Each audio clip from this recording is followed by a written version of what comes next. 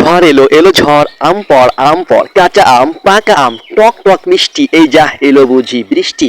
বৃষ্টি বৃষ্টি ভাব, কিন্তু ঝড়ের বড়ই অভাব। যাই হোক, ঝড় নাই হোক, এটাই আমরা চাই।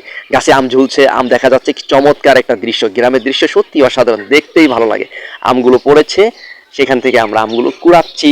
পল্লীকবি জসিমউদ্দিন তো বলেই গেছে, ঝড়ের দিনে মামার দেশে আম কুড়াতে সুখ। যদিও এটা আমার মামার দেশ না, আমার নিজেরই দেশ, নিজেরই গ্রাম, নিজেরই গাছ, নিজস্ব ভূমি, নিজস্ব মাটি। এই মাটিতে আম গাছ বড় হয়েছে, সেখান থেকে আম হচ্ছে। আমগুলো দেখতে কি চমৎকার, দেখেন কালার কাকে বলে। আমের উপরের কালারটা এত চমৎকার, ভিতরে কি কেমন দেখেন।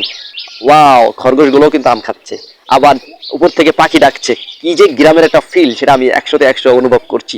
আমাদের খরগোশ আম খাচ্ছে, খুবই চমৎকার দুটি খরগোশ রয়েছে। যাই হোক, খরগোশের সাথে সাথে আমরাও আম খেতে যেন পারি।